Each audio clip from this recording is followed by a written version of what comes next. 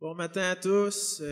Je vous souhaite un bon dimanche matin de distance et je vous invite à chanter avec moi à notre Dieu merveilleux.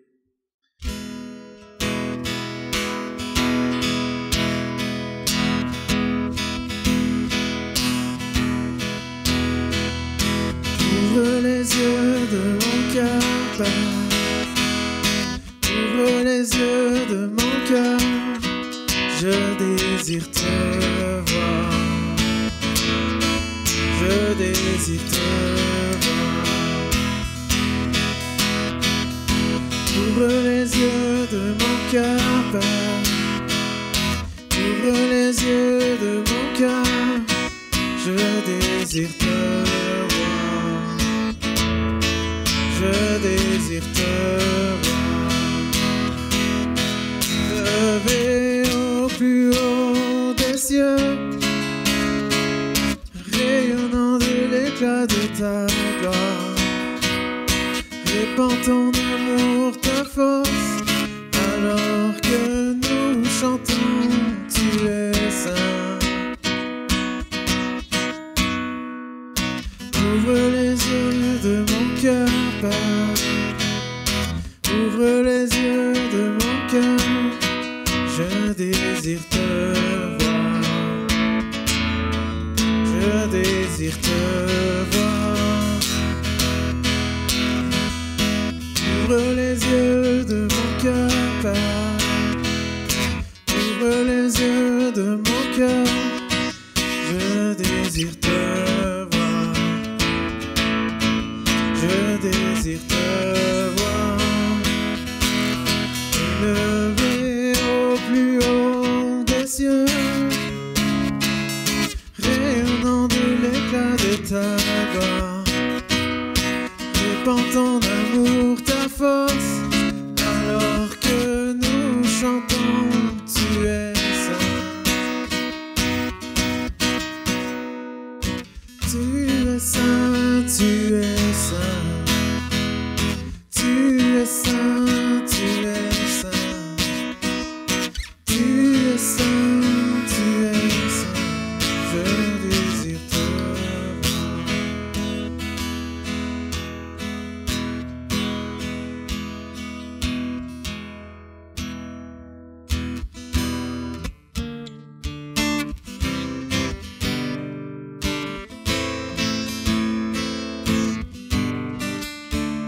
Comme soupir une biche après l'eau d'un ruisseau, moi aussi, ô Seigneur, je soupire après toi. J'ai soif de toi, mon Dieu, d'être là devant toi, de venir en ton temps, me présenter à toi, pour qu'enfin me reviennent les souvenirs d'antan, où heureux je courais vers ta maison. Je veux crier à toi, plutôt que de me plaindre, je veux compter sur toi, te louer à nouveau. L'espérance et la joie seront dans ta présence. Je veux crier à toi, mon sauveur et mon Dieu. Je voudrais retrouver cet amour et ce feu, encore une fois brûler, être fou amoureux de toi, attaché à tes pas, livré à ta parole et au son de ta voix, pour qu'enfin me reviennent les souvenirs d'antan, où heureux je courais vers ta maison. Je veux crier à toi, plutôt que de me plaindre, je veux compter sur toi, te louer à nouveau. L'espérance et la joie seront dans ta présence. Je veux crier à toi, mon sauveur et mon Dieu. Montre-moi, ô Seigneur, chaque jour ta bonté, ta grandeur et ta grâce, et moi je chanterai. Je chanterai celui qui de ma vie est maître, celui qui m'a choisi et qui m'a fait renaître, pour qu'enfin me reviennent les souvenirs d'antan. Pour heureux je courais vers ta maison. Je veux crier à toi, plutôt que de me plaindre. Je veux compter sur toi, te louer à nouveau. L'espérance et la joie seront dans ta présence. Je veux crier à toi, mon sauveur et mon Dieu.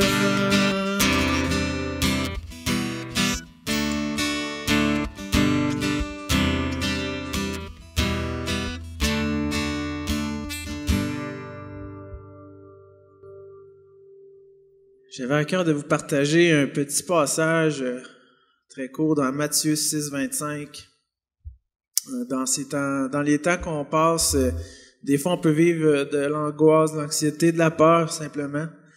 Et puis c'est bon de se rappeler Matthieu 6, 25. C'est pourquoi je vous dis, ne vous inquiétez pas pour votre vie, de ce que vous mangerez, ni pour votre corps, de quoi vous serez vêtus. La vie n'est-elle pas plus que la nourriture et le corps plus que les vêtements? Regardez les oiseaux du ciel, ils ne sèment ni ne moissonnent, et ils n'amassent rien dans des greniers, et votre Père céleste les nourrit.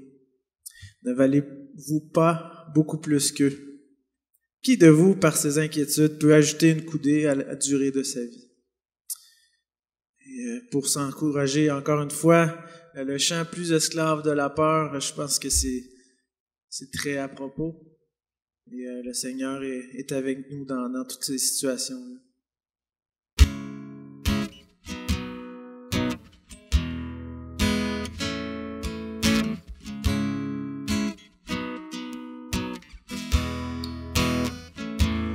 Tu m'as ébloui par tes mélodies, tu m'entoures d'un chant d'amour,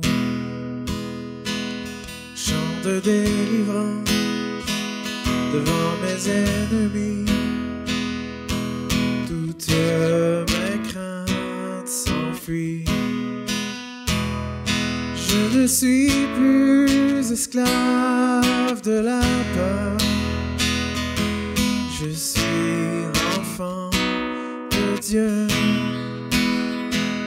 Je ne suis plus esclave de la peur. Je suis enfant de Dieu.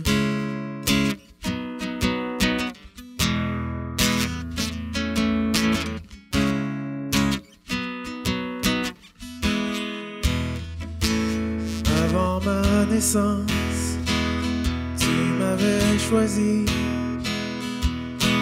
appelé par mon nom. Tu m'as adopté, je suis de ta famille. Ton sang coule dans mes veines. Je ne suis plus esclave de la peur. Je suis enfant de Dieu. Je ne suis plus esclave de la peur. Je suis enfant de Dieu. Je ne suis plus esclave de la peur. Je suis enfant de Dieu. Je ne suis plus esclave de la peur. Je suis enfant de Dieu.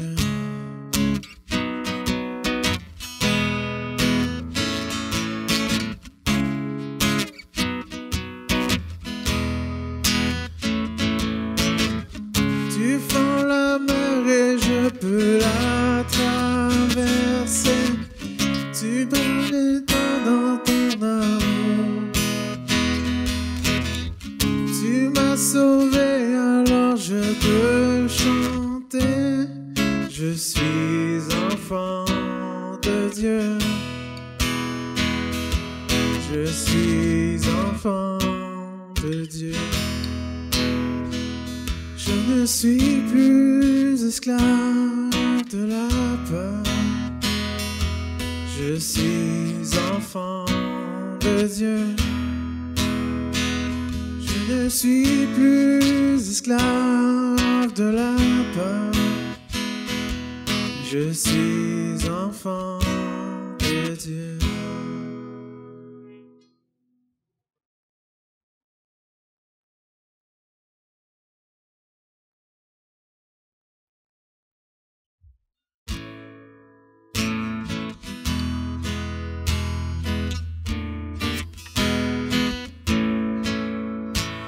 Quel repos céleste, Jésus, d'être à toi pour la mort et la vie. Dans les jours mauvais, de chanter avec foi, tout est bien, ma paix fini. Quel repos, quel repos, quel repos, quel céleste repos. Quel repos céleste, mon fardeau n'est plus. Libre par le sang du calvaire, tous mes ennemis, Jésus les a vaincus. Gloire et louange à Dieu, notre Père. Quel repos, quel repos, quel repos, quel céleste repos. Quel repos céleste, tu conduis mes pas, tu me combles de tes richesses. Dans ton grand amour, chaque jour, tu sauras déployer envers moi tes tendresses. Quel repos,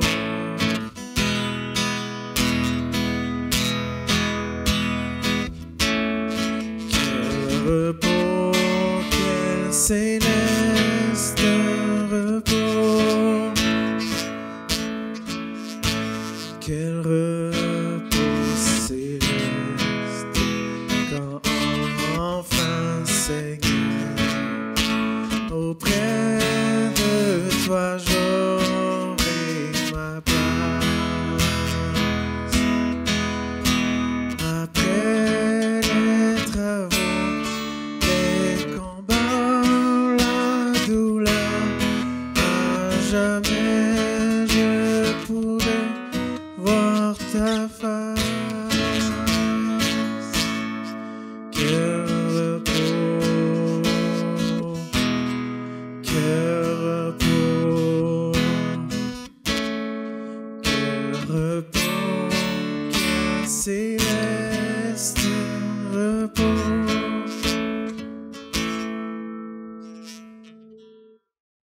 Amen. Avant de continuer les derniers chants, je voulais simplement prendre le temps de prier pour, oui, ceux qui passent des temps difficiles, ceux qui, je pense à les grands-mères, mes grands-parents qui peuvent pas sortir, mais aussi pour ceux qui continuent à travailler. Je pense à Mathieu, à l'église, les anciens, Yvon, Will, et toutes les autres personnes qui s'occupent de tous les petits détails pour continuer que ça roule.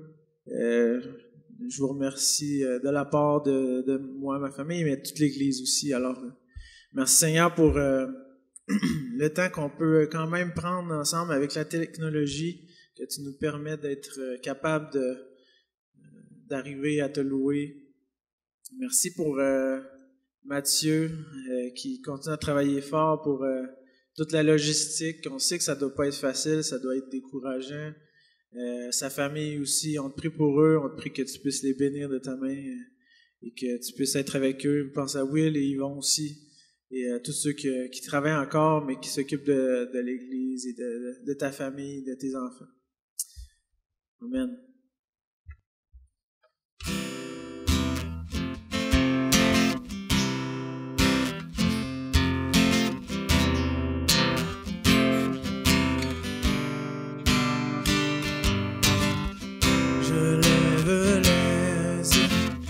Vers les montagnes, d'où viendra mon secours. Il vient de toi, Dieu, toi le Créateur des cieux et de la terre. Oh, j'ai besoin de toi, tu es mon espérance, tu es ma seule prière. Et je m'attends à toi, que tu viennes me sauver, que tu me rendes la vie.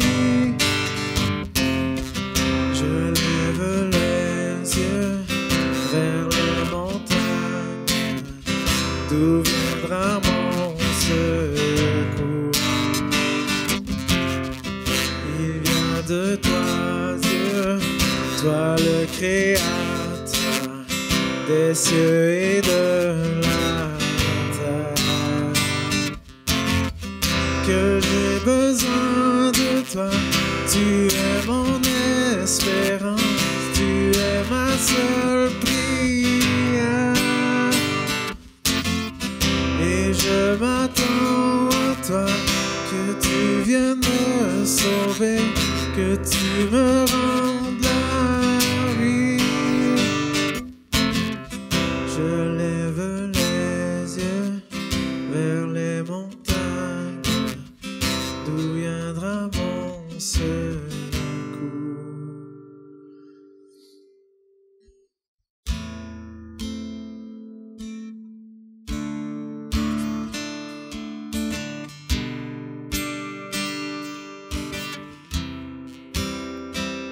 Chaque instant de chaque jour qui passe, en Jésus, je puis me confier.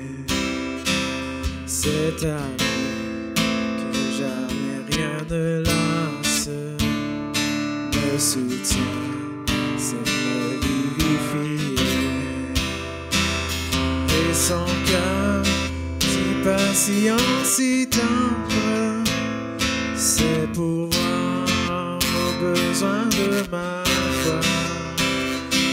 À lui seul, j'ai appris à m'attendre, et je sais qu'il s'occupe de moi. Aide-moi à m'avoir confiance, quand toi seul, mon Seigneur, tu connais toutes mes défaillances. Mon salut est seul en ta faveur. Et son cœur si patient, si tendre, c'est pour voir aux besoins de ma foi. À lui seul m'attendre, et je sais qu'il s'occupe de moi. Prends ma main, tiens-moi quand je chancelle le chemin est sombre et rocailleux. Oh, permets que je te sois fidèle. Conduis-moi dans le séjour des cieux. Et son cœur si patient, si tendre, c'est pour voir aux besoins de ma foi. À lui seul, j'ai appris à m'attendre, et je sais s'occupe de moi.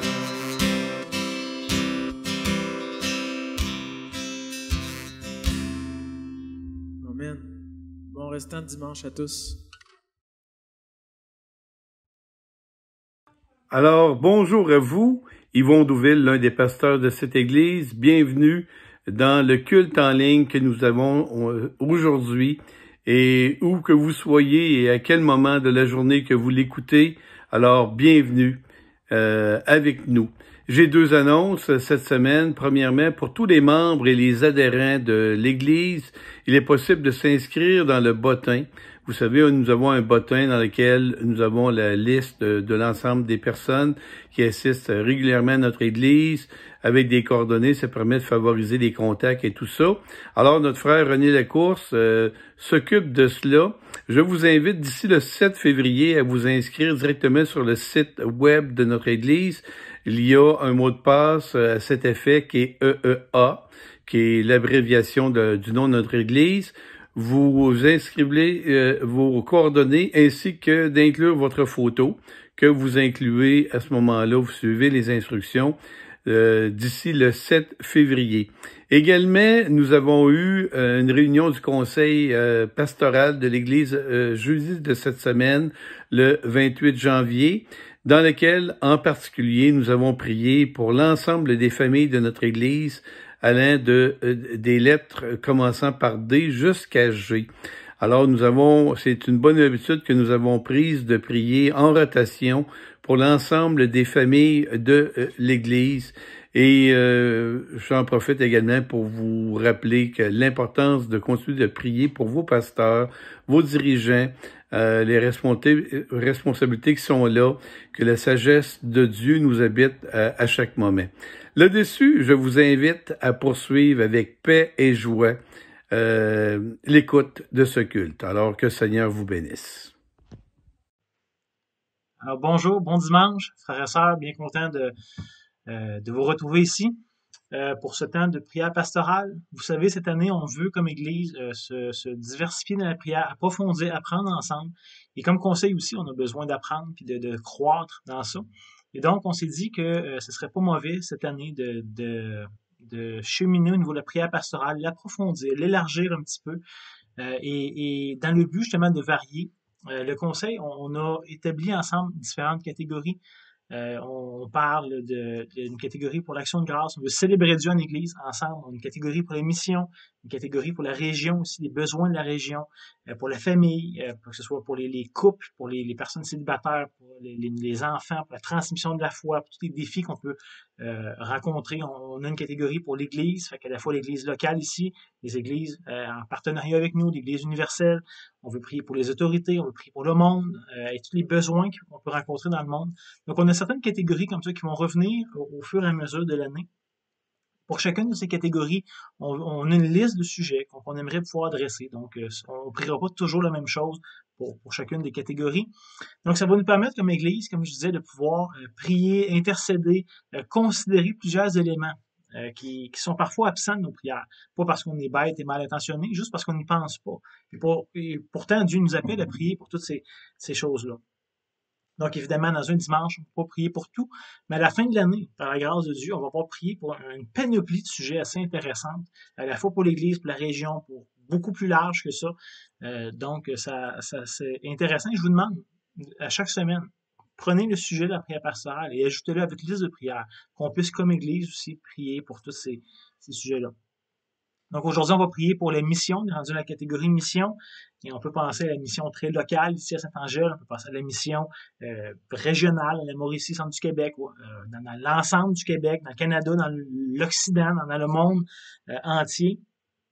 Mais ce matin, j'aimerais en particulier qu'on puisse prier ensemble pour les missionnaires et qui travaillent un peu partout. Et j'aimerais particulièrement prier même pour les missionnaires qui sont en train actuellement de traduire les Écritures dans des langues, dans des dialectes qui sont non atteints. Hein, vous n'êtes certainement pas sans savoir qu'il reste encore plusieurs centaines de langues, de dialectes qui n'ont pas du tout la parole de Dieu, pas aucune portion des Écritures dans leur langue. Et donc, il y a des frères et des sœurs qui, à travers le monde, travaillent d'arrache-pied pour pouvoir rendre disponible la parole de Dieu. Et donc, c'est pour eux en particulier que j'aimerais qu'on puisse prier ce matin. Donc, si vous voulez bien, courbez-vous avec moi. Donc, notre Dieu, on te demande ton écoute ce matin. Et on sait qu'on a déjà ton écoute en Jésus. Tu es déjà bien disposé à nous recevoir. Et donc, on veut te rendre grâce ce matin, encore une fois, de ce privilège qu'on a de pouvoir tourner nos cœurs vers toi. Encore une fois, c'est bon de se rappeler, de se réjouir de ce que Jésus a déjà accompli pour nous. On veut s'imprégner, encore une fois, de ces vérités-là. Merci de ce qu'on a pu expérimenter déjà dans les temps de louange qu'on vient d'avoir. Merci de ce qu'on a pu t'offrir, déclarer ces vérités-là à ton sujet. Merci d'avance pour la parole que tu vas généreusement nous donner ce matin à travers ton serviteur Will.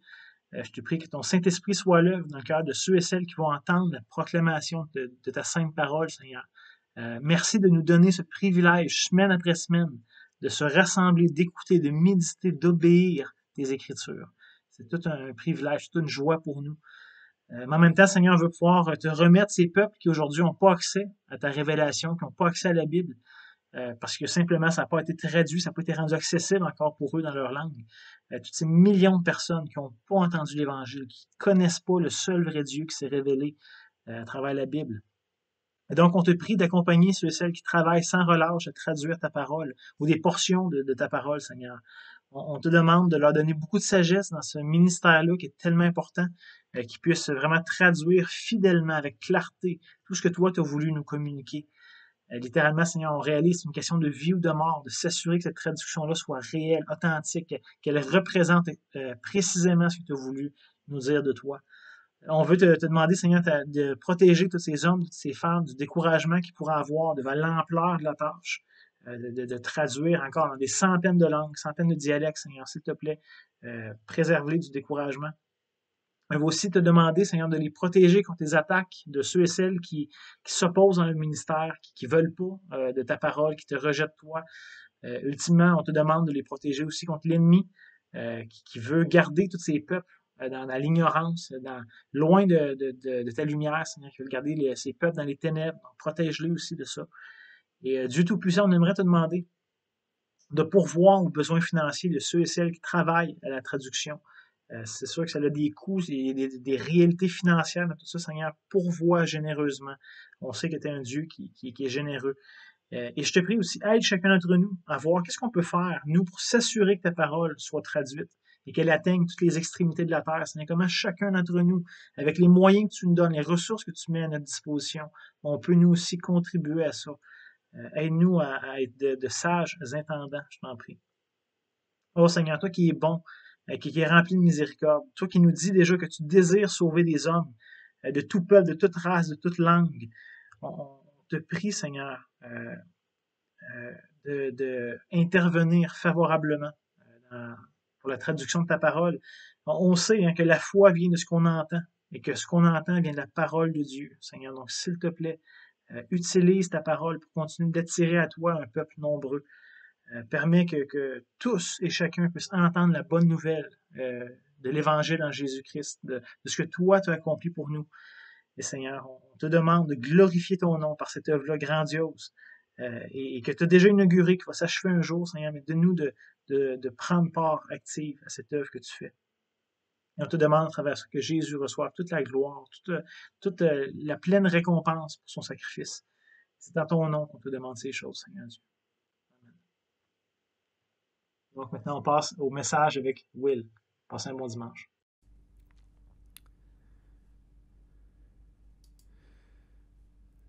Donc, moi aussi, je voudrais vous souhaiter un bon matin et vous dire que je suis bien content d'être avec vous, même si c'est par vidéo comme ça. Je trouve ça très particulier. J'aurais aimé ça faire référence à des louanges qui viennent de se faire, mais c'est parce que je ne les ai pas entendues encore. Moi, c'est le vendredi soir. Et je vais vous écouter avec vous dimanche matin. Donc, merci Marc pour ce travail que tu as fait. Ça me permet d'être là pour prêcher sans avoir fait tout le reste. C'est bien apprécié. Tout ça. Donc, c'est mon privilège, moi, de pouvoir faire la suite de notre série sur l'Évangile de Marc. Ce livre a été commencé par Matthieu il y a 2 semaines. Donc, pour vous rappeler rapidement, la première semaine, Matthieu nous a fait une introduction au livre dans lequel il nous a dit que Marc, il veut affermir la foi des chrétiens païens, donc des Romains, des gens pas juifs qui sont venus à Jésus. Et il veut les encourager que Jésus est réellement le Messie, que Jésus est réellement le roi qui est venu et qu'ils s'attendent à la bonne personne pour le salut. Il veut leur montrer la suprématie totale et absolue du Christ. Ce qu'on devrait voir à travers tous les textes de Marc. On va les voir justement ce matin. La semaine passée, Matthieu nous a présenté l'histoire de Jean-Baptiste et comment Jean-Baptiste a présenté la venue du Christ qui devait venir et a encouragé les gens à croire la bonne nouvelle et de se repentir de leur péché. Et c'est là qu'on se rend pour moi de prendre la relève en Marc 1, verset 14 jusqu'à 34. Donc, si vous voulez vous tourner, vous pouvez. Les textes vont être à l'écran. L'écran, c'est là pour moi, mais dans le fond, pour vous, ça va être, je pense, là en haut. Mais que je les mets. Bon, que veux-tu? ça va bien aller. Donc, on va se lancer tout de suite dans Marc 1, 14. Et pour moi, il y a quatre histoires qu'on va traiter là-dedans, on va voir. Et chacun, on va lire le texte. Je vais faire quelques remarques. Et à la fin des 4, on va regarder quelques différentes façons qu'on pourra peut-être vivre ça dans notre vie courante. Donc, pour les textes bibliques, on arrive. Donc, le premier texte, Marc 1, 14 à 34. Ça nous dit, après que Jean eut été livré, Jésus alla dans la Galilée. Il prêchait la bonne nouvelle de Dieu et disait, « Le temps est accompli et le royaume de Dieu est proche. Repentez-vous et croyez à la bonne nouvelle. »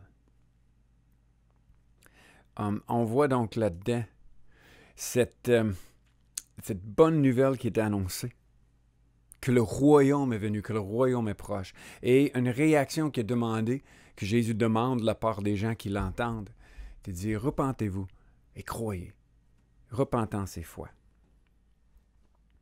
Donc, quelques commentaires là-dessus. Premièrement, le temps est accompli. C'est un intéressant accompli, ce mot-là. C'est que l'idée qui est communiquée là, c'est que l'époque, une nouvelle époque, arrive. On a complété ce qu'on attendait. L'attente est terminée, les étapes sont toutes passées, tout est prêt, et là, on passe à une nouvelle chose. Donc, les anciens temps, le temps d'attente est accompli, et le royaume de Dieu maintenant arrive, puis on passe à une nouvelle époque.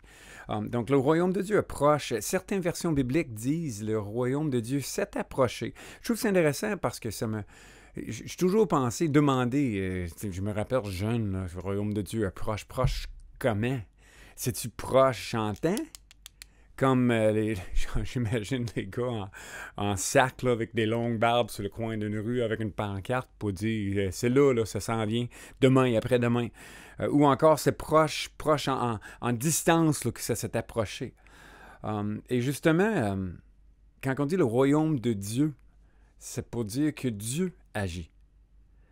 Dieu envahit le temps, Dieu envahit notre histoire, l'histoire présente, l'époque ancienne, il l'envahit dans le but de racheter l'homme.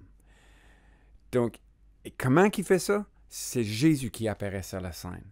Alors, c'est l'accomplissement des temps. Tout ce qui devait se faire avant que le salut arrive, c'est terminé.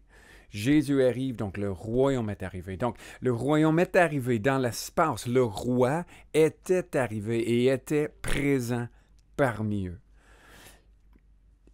Physiquement, là. Puis, dans le temps, Dieu agissait là. Pas pour un temps futur, pas pour la semaine prochaine, pas pour dans quelques années, pas pour une autre époque. c'est là que Dieu est en train d'agir. Donc, le royaume de Dieu est proche, il s'est approché d'une façon physique et dans l'espace. Et la réaction qui est appelée à avoir, repentez-vous. Croyez à la bonne nouvelle. La bonne nouvelle, ben c'est quoi? Ben, c'est l'arrivée du royaume. Croyez, ben, embarque avec le projet. Accueille ce projet-là. Dis oui et fais-en partie. Change ta citoyenneté, change ta façon de voir. Joins-toi à cette nouvelle chose. Reste pas attaché après l'ancienne époque. Joins-toi à la nouvelle qui est le royaume de Dieu qui arrive. Et repentez-vous, bien, pour embarquer dans ce projet-là, il faut un changement de point de vue. Il faut changer sa façon de voir. Il faut délaisser des choses. Il faut se tourner vers quelque chose de nouveau. C'est intéressant de penser, tu sais, j'ai évoqué tantôt, tu sais, le vieux bonhomme, longue barbe, longs cheveux, là, dans un genre de sac à grains, quelque chose, là, sur le coin d'une rue pour faire aller le doigt là, pour nous dire « Le royaume s'en vient, repentez-vous, le jugement... » Mais c'est intéressant de penser qu'il y a vraiment, semble avoir des harmoniques. Tu sais, la note là, fondamentale, on l'a, mais il y a plein d'autres notes. Je joue une note sur le piano avec le pédale de sustain, là, puis si tu viens fermer cette corde-là, il y a plein d'autres cordes qui résonnent en même temps. C'est des harmoniques. Et c'est pas nécessairement évident, le jugement, sur la surface. Jésus dit pas « vous allez être jugés », mais il y a une résonance de jugement derrière tout ça. Je vous explique. Si c'est l'arrivée du royaume, c'est parce que Dieu n'était pas roi avant. Il n'y avait pas de royaume de Dieu. Donc, c'est quelque chose de nouveau. S'il appelle à la repentance, c'est parce que nous ne l'avons pas reconnu comme roi. Et donc, on était coupable. On a besoin d'une repentance parce qu'il y a un jugement qui venait envers les rebelles dont on l'était si on est appelé à repentir. Puis je pense qu'il faut garder ce concept de jugement dans notre tête tout le long du texte qu'on va discuter à matin. Peut-être pas tout le long, mais je vais l'évoquer dans quelques histoires. Je vais vous ouvrir un petit peu, suggérer la deuxième histoire qu'on va voir, qui est Jésus invite les disciples à devenir des pêcheurs d'hommes. On va le voir là subtilement. Puis aussi dans la parole d'un esprit un peu que Jésus jette dehors d'un homme, qui dit « Vous êtes venu, tu es venu pour nous perdre. » Donc, ce concept que le jugement s'en vient. Donc, on avait le texte. On voit que Jésus appelle à la repentance et à la foi. De repentez-vous et croyez à cette bonne nouvelle que le royaume est arrivé. La prochaine histoire, c'est l'équipe de Jésus qui se forme. Donc, si avant, on avait le ministère de Jésus qui commence, là, on est rendu dans l'équipe de Jésus qui se forme. Donc, on va lire le texte ensemble encore, puis j'aurai quelques commentaires à faire par la suite. Donc, en passant le long de la mer de Galilée, il, Jésus, vit Simon et André, frères de Simon, qui jetaient le filet dans la mer. En effet, ils étaient pêcheurs. Jésus leur dit, « Suivez-moi, et je vous ferai devenir pêcheurs d'hommes. » Aussitôt, ils laissèrent le filet et le suivirent. En allant un peu plus loin, il vit Jacques, fils de Zébédée, et Jean, son frère, qui était aussi dans une barque et réparait les filets. Aussitôt, il les appela. Ils laissèrent le père Zébédée dans la barque avec ceux qui étaient employés et le suivirent. C'est intéressant, Matthieu nous a parlé il y a quelques semaines de comment que Marc ne raconte pas tout ce qui se fait. Il y a d'autres histoires qui se trouvent en Matthieu, en Luc, puis encore plus en Jean. Mais que Marc, il a pris des choix, puis il raconte les histoires qu'il raconte pour une raison, pour mettre en évidence la personne de Jésus, son œuvre, d'un certain point de vue. Et que c'est bien pour nous d'approcher le livre de Marc comme ça. Donc, Marc ne mentionne pas qu'il y a eu des contacts précédents avec ces hommes, avec Simon, André, avec Jean et Jacques. C'est pas la première fois que Jésus les rencontre, c'est pas la première fois qu'eux entendent Jésus parler, mais on a quand même une emphase à recevoir dans le fait que Jésus ne mentionne pas ces rencontres. Marc ne parle pas de ces rencontres-là. Il ne nous le donne pas. Jésus arrive sur la scène et appelle les hommes. Donc, qu'est-ce qu'on peut retirer de ça? Ben, j'aurais peut-être quelques petits points qu'on pourrait voir avec ça. Tout d'abord, les hommes étaient actifs quand j'ai lu les appels. Je ne sais pas, j'irai pas trop loin dans ces histoires-là parce que c'est certainement pas le point de Marc, mais quand même intéressant qu'il était en train de faire quelque chose et Jésus les appelle à quelque chose d'autre. Et puis c'est vrai de tous les disciples qui l'ont suivi. Mais plus important encore, c'est que les hommes sont appelés à quitter quelque chose pour suivre Jésus. Chacun, il y avait des bateaux, il y avait des filets, il y avait la famille, il y avait des employés, il y avait un emploi, il y avait des responsabilités, il y avait une occupation, peut-être même une passion, qui sait, mais Jésus les appelle à quitter ces choses-là pour aller faire autre chose. On va parler de ça, je vais évoquer ça encore à la fin du message avec les applications, mais on aurait peut-être quelque chose à réfléchir. Qu'est-ce qu'on faisait lorsque Jésus nous a appelés? Qu'est-ce qu'on est en train de faire alors qu'il nous appelle? Il nous appelle vers quoi, justement? Il veut-il nous faire changer complètement de job? Il veut nous appeler vers une suite dans quelque chose qu'on faisait? C'est quand même, je pense qu'il y a une matière à réflexion dans ces choses-là. Je voudrais passer un petit instant, par exemple, sur ce concept de devenir un pêcheur d'hommes. Moi, j'ai toujours trouvé que c'est une image cute là, de l'évangélisation. Parce que là, on va s'en aller, nous autres, avec notre fil puis notre petit crochet, puis on va annoncer la bonne nouvelle, puis on va essayer d'amener des petits poissons, des petits âmes vers Jésus, pour qu'eux autres aussi puissent croire en lui, puis puissent se repentir. Puis c'est peut-être pas tout à fait mauvais, comme idée, mais il semble avoir d'autres nuances pour ceux qui connaissent bien l'Ancien Testament.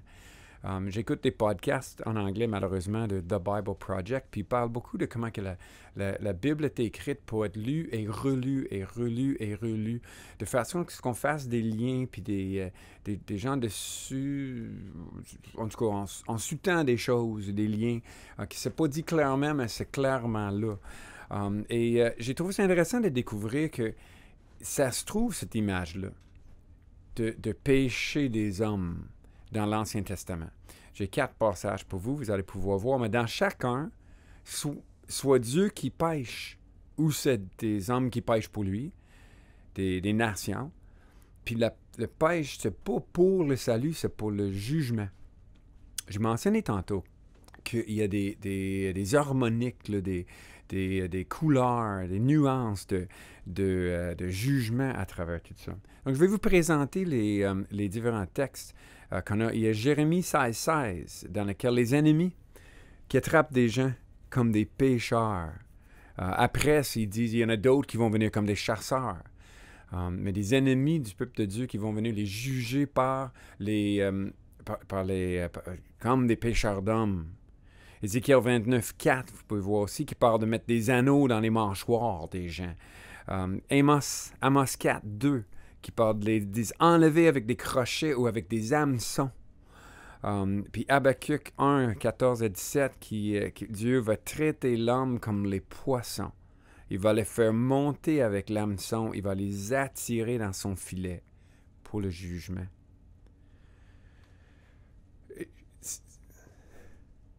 C'est intéressant de revoir l'annonce de la bonne nouvelle du royaume avec ces nuances-là, avec cet arrière-plan-là, cette trame de fond-là.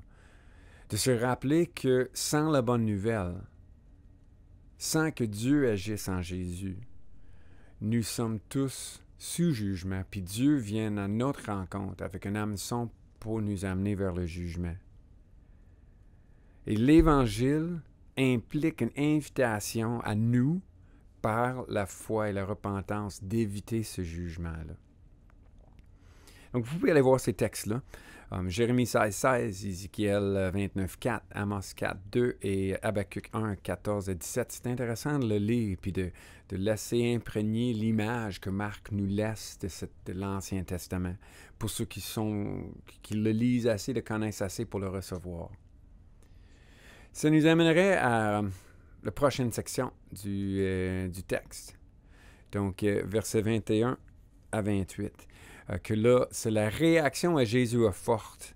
Donc, si on a commencé avec le ministère de Jésus commence, on a eu ensuite l'équipe de Jésus se forme et là, on a rendu les réactions à Jésus sont fortes. Donc, on va lire le texte encore, puis j'aurai quelques commentaires par la suite. Donc, ils se rendent à Capernaum. Et, le jour du sabbat, Jésus entra dans la synagogue et se mit à enseigner. Ils étaient étonnés de son enseignement, car il enseignait comme ayant autorité et non pas comme les scribes. Il se trouvait justement dans la synagogue un homme possédé d'un esprit impur et qui s'écria « Que nous veux-tu, Jésus de Nazareth? Tu es venu pour nous perdre. Je sais qui tu es, le Saint de Dieu. » Jésus le menaça « Sors, tais-toi et sors de cet homme. » L'esprit impur sortit de cet homme dans une convulsion et en poussant un grand cri. Donc, jusqu'à 26. J'ai comme verset là. Je pense que l'autre va venir tantôt. En tout cas, tout va dire. Je trouve ça intéressant de voir que les gens sont étonnés de l'enseignement de Jésus. Si on retourne sur le texte, sont étonnés de son enseignement, ça dit sur le 3e ligne. Quel enseignement? On pourra se poser la question. Bien, Marc ne le dit pas, mais ça semble être évident. Il a raconté l'enseignement juste 2 histoires avant, quand il dit, le temps est accompli, le royaume est proche, repentez et croyez à la bonne nouvelle. Donc l'enseignement, le contenu de l'enseignement semble être ça, que le royaume est venu, qu'on doit se repentir et croire. Et j'ai aussi trouvé intéressant toute cette section qui dit il enseignait comme ayant autorité et non pas comme les scribes. Et je me suis souvent posé la question, comment il avait de l'autorité? C'est-tu ton ton de voix? C'est-tu parce que lui, il disait, on a déjà entendu, les scribes enseignaient ce que la Bible dit, ben, comment que l'autre l'interprétait. Puis Jésus, ben, il passait pas par les interprétations, mais interprétations pour lui. Mais le texte nous le dit. C'est quand même intéressant. Le texte nous dit, il se trouvait justement dans la synagogue. Donc, il enseignait comme ayant autorité et non pas comme les scribes. Il se trouvait justement dans la synagogue. Donc, cette histoire explique l'autorité que Jésus avait quand il enseignait. Je veux vous faire remarquer encore le motif, le trame de fond de jugement qui se trouve là-dedans. L'esprit impur qui répond à Jésus, il dit « Qu'est-ce que tu fais ici? Qu'est-ce qu'il y a entre toi et moi? Tu es venu pour nous perdre. » Donc, il y a vraiment une crainte de se faire perdre, d'être perdu. Une question qui se pose, je trouve, que je n'ai jamais posée. Qui est le nous?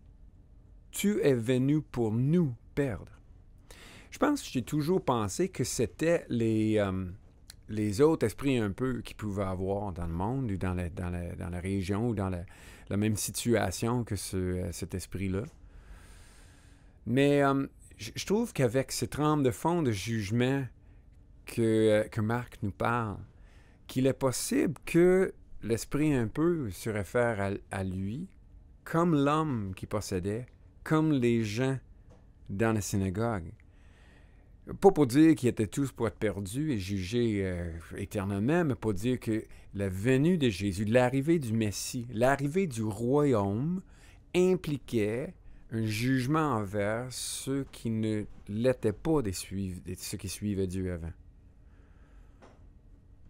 Donc, bon. Donc,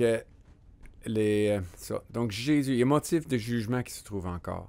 On voit ensuite que Jésus a un pouvoir absolu sur la situation. Jésus dit au démon qu'il doit se taire, parce que le démon, première chose, il le reconnaît, puis il déclare qui est Jésus. Il sait que lui, c'est vrai que c'est le Saint de Dieu, l'envoyé de Dieu, le Messie. Puis il sait qu'est-ce qu'il est venu faire, instaurer un nouveau royaume dans lequel ceux qui ne sont pas là-dedans vont se faire juger. La question qu'on pourrait poser, pourquoi Jésus le ferait taire avant de le faire sortir? J'ai trouvé 2 raisons qui pourraient avoir une certaine logique. Premièrement, bien, Jésus avait un plan, il y avait un processus qui suivait avant d'arriver à la croix. Donc son temps n'était pas venu encore.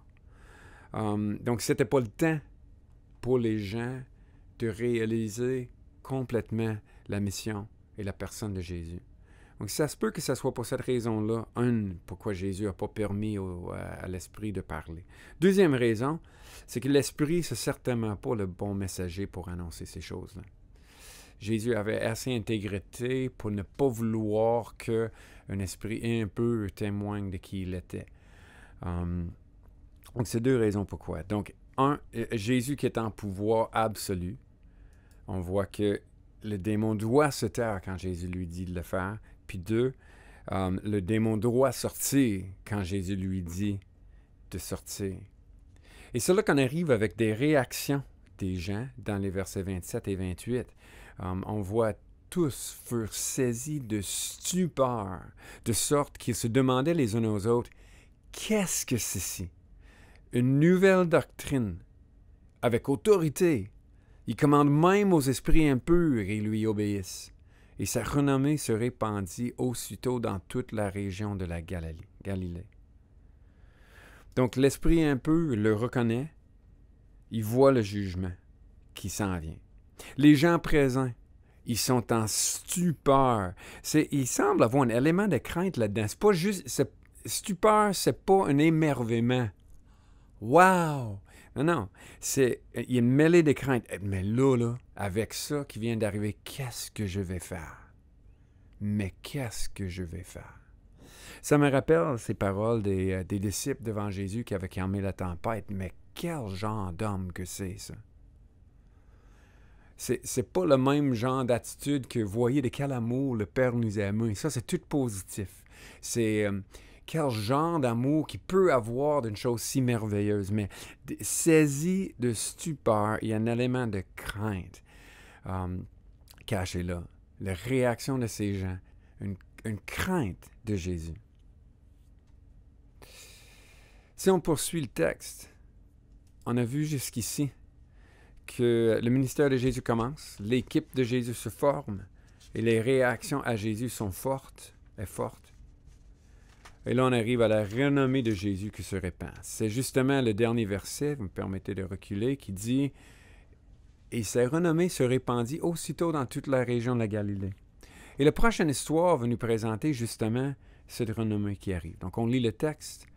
Marc 1, 29 à 34. Donc, en sortant de la synagogue, ils se rendirent avec Jacques et Jean à la maison de Simon et André. La belle-mère de Simon était couchée. Elle avait de la fièvre. Aussitôt, on parlait d'elle à Jésus. Il s'approcha, le fit lever, lui saisissant la main.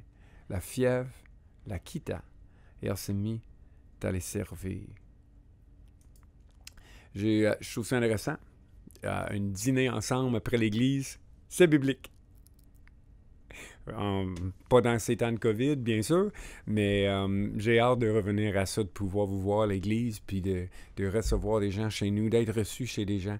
En tout cas, je m'ennuie tellement. Je m'ennuie tellement du monde. Fallait que j'en parle. Excusez-moi. C'est comme ça. J'ai lutté toute la semaine avec ce texte-là, puis j'ai pas nécessairement de réponse à une question. La question principale que j'aurais en quoi exactement ça contribue à l'histoire dans laquelle, là où on est rendu, de parler de Jésus qui va à la maison de Simon-Pierre et qui guérit la belle-mère, qui commence à le servir.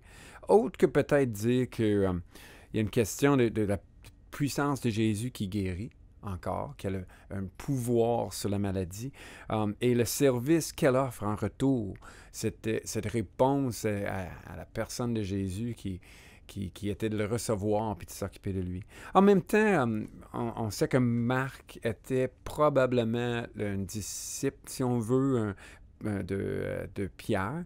Donc, il se peut aussi que Marc veut juste placer Pierre dans l'histoire, puis de lui donner une place là, dans cette histoire-là pour Jésus, un petit peu spéciale. Bon, c'est pas grave. On avance avec la prochaine partie, qui nous dit « Le soir venu, après le coucher du soleil, on lui amena tous les malades et les démoniaques, et toute la ville était rassemblée devant la porte. Il guérit beaucoup de malades qui souffraient de divers maux. Il chassait aussi beaucoup de démons, mais il ne laissait pas les démons parler parce qu'il le connaissait. » Donc, le soir venu, après le coucher du soleil, je me rappelle encore jeune à me poser la question, pourquoi le soir, après le coucher du soleil, il voulait-tu se cacher, il voulait pas que le monde le sache, et il faisait trop chaud, je ne sais pas. Surtout la cachette, je pense que j'avais dans ma tête, mais c'est quand même assez simple comme concept. On a vu que Jésus était dans la synagogue le matin, donc c'était un sabbat, dans lequel les Juifs faisaient attention à la quantité de travail qu'il y avait, puis voyager, ou même porter quelqu'un sur un lit, probablement comptait comme une sorte de travail, et il y avait des limites à ce qu'ils pouvaient faire. Mais pour les Juifs, le sabbat passait du coucher du soleil le vendredi soir, pour nous le vendredi soir, jusqu'au coucher du soleil le samedi soir. Donc, à la fin du sabbat, après que Jésus ait prêché, après qu'il ait guéri la belle-mère de Simon-Pierre, puis qu'elle l'a servi, bien, le soleil se couche, il n'y a maintenant plus le sabbat. Et les gens sont libres d'apporter des gens vers lui, puis d'aller le voir. Ils peuvent se promener. Le couvre-feu est élevé. Donc, mais c'est quand même intéressant de voir qu'est-ce que Dieu semble nous dire. Marc semble vouloir nous dire à travers cette histoire-là. Il dit tous les malades et les démoniaques et toute la ville.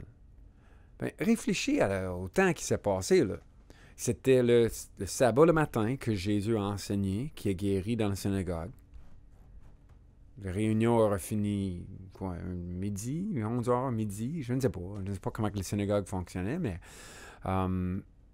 pour que les gens arrivent chez lui, chez Simon-Pierre, au coucher du soleil, qui devait se passer autour de 6 heures, et si je comprends bien comment que ça fonctionne à ces latitudes-là, les nouvelles ont passé vite, là. Ça a fait les manchettes. Et ça a fait les manchettes, puis ça a fait le tour. Puis déjà, il y a une foule. On dit...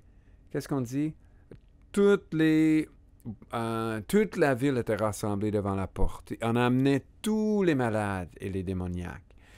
C'est quand même particulier de voir comment que la renommée de Jésus se répand, mais assez loin puis assez vite. Il venait d'assez loin et la nouvelle s'est rendue assez loin que les gens ne pouvaient même pas marcher pour aller voir Jésus la journée même, à cause des règles du sabbat.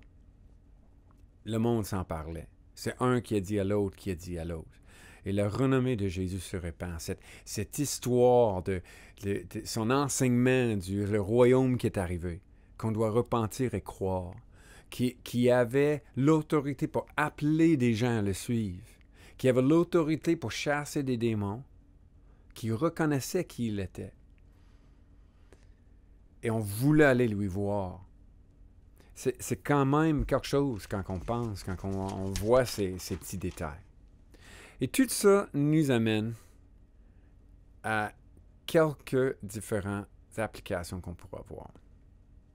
Tout d'abord, j'aimerais retourner à cet enseignement de Jésus que le royaume de Dieu approche. Jésus est venu.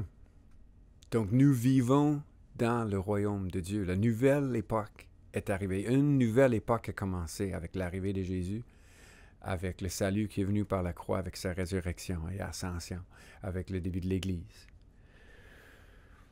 Le royaume est déjà venu. Mais, elle n'est pas encore pleinement établie.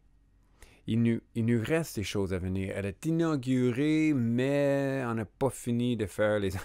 comment on appelle ça? Des ordres présidentiels des premiers jours, comme on voit. Donc, je vous invite à vivre dans cette tension. De vivre avec cette tension que oui, il y a une bonne nouvelle d'un royaume qui est arrivé, mais il reste de l'arrivée à arriver, si ça a du sens.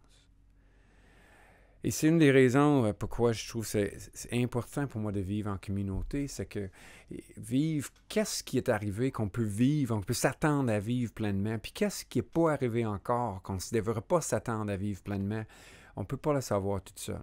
On va le découvrir en communauté. Je veux vous rappeler aussi que le même appel se fait envers nous, de se repentir, de croire à cette bonne nouvelle-là, que le royaume de Dieu est venu et vient toujours, de jour en jour, de minute en minute, avec Jésus, et on le reçoit par la foi et la repentance. J'aimerais ça vous rappeler qu'on aussi, deuxième point, que l'appel de Jésus a des implications pour nous. Est-ce qu'on est actif? Est-ce qu'on est passif? Qu'est-ce que Jésus nous appelle à quitter ou à laisser pour pouvoir le suivre? Comment que son appel change, transforme notre vie?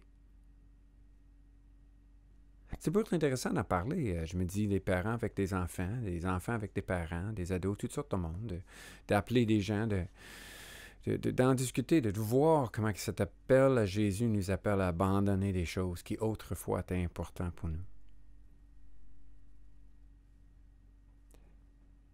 C'est un appel aussi pour nous de devenir des pécheurs d'hommes. De se rappeler que la grâce de Dieu est offerte à tous. Pour pouvoir éviter le jugement de Dieu. Et on est appelé, nous, à faire ce travail-là, d'amener cette nouvelle-là, forcer les gens de prendre une décision, les mettre dans une position où une décision est à prendre, de oui, je vais croire et je me repentir, ou j'y crois pas. Et le jugement de Dieu serait sûr. Ces temps de COVID, c'est difficile des fois, parce qu'on semble avoir moins d'occasions de connecter avec des gens, mais en même temps, on est tous déstabilisés. C'est peut-être un bon moment, justement, pour parler avec des gens de notre croyance, de notre repentance, de Jésus, de qu'est-ce que nous avons vu, de qu'est-ce qu'on connaît de la parole et de notre expérience. Jésus nous appelle à quitter plein de choses, mais c'est pour devenir quelque chose. Les serviteurs de Dieu, les pécheurs d'hommes. Et finalement, mais quelle est notre réaction à Jésus? Est-ce qu'on le reconnaît comme l'Esprit un peu le reconnaissait? Est-ce qu'on reconnaît son identité? Fils de Dieu, Messie, le roi qui devait venir, c'est lui qui établit le royaume de Dieu. Lui qu'on doit suivre de tous nos cœurs, qui a le droit de nous appeler à la repentance puis à la foi en lui.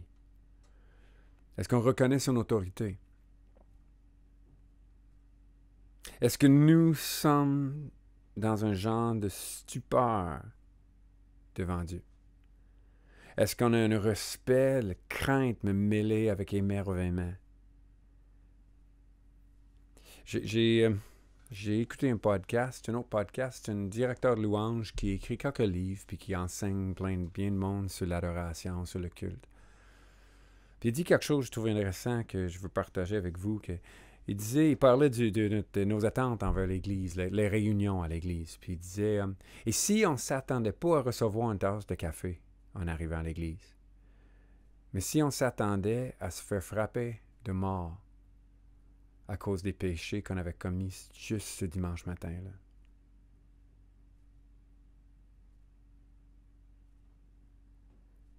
Je pense qu'on approcherait les chants et la musique différemment.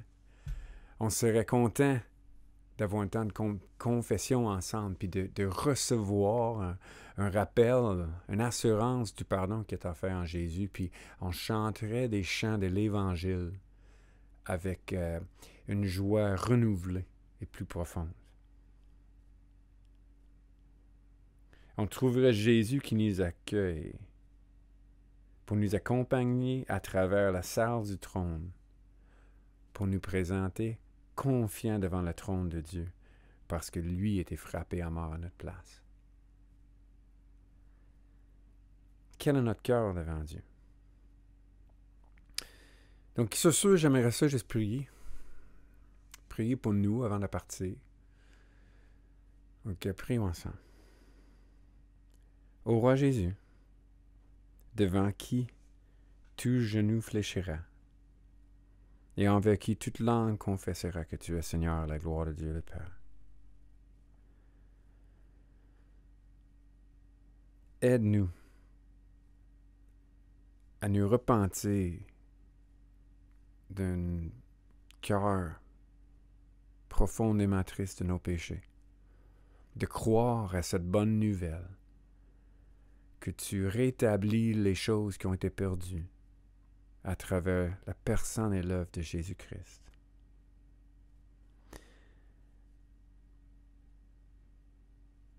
Que tout ça se passe, Seigneur, afin que nous puissions annoncer clairement et avec puissance cette bonne nouvelle à d'autres qui ont besoin de l'entendre.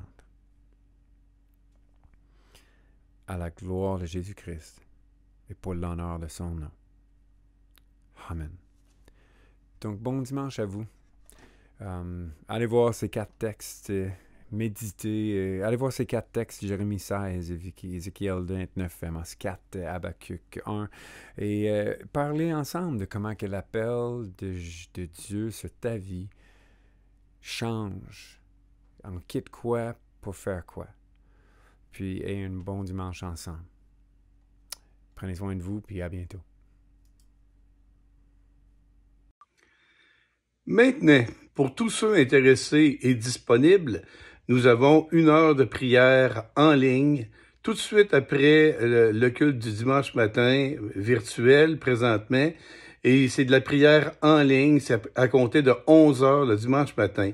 Alors, je vous invite à être tous présents. D'ici là, que le Seigneur vous bénisse tous.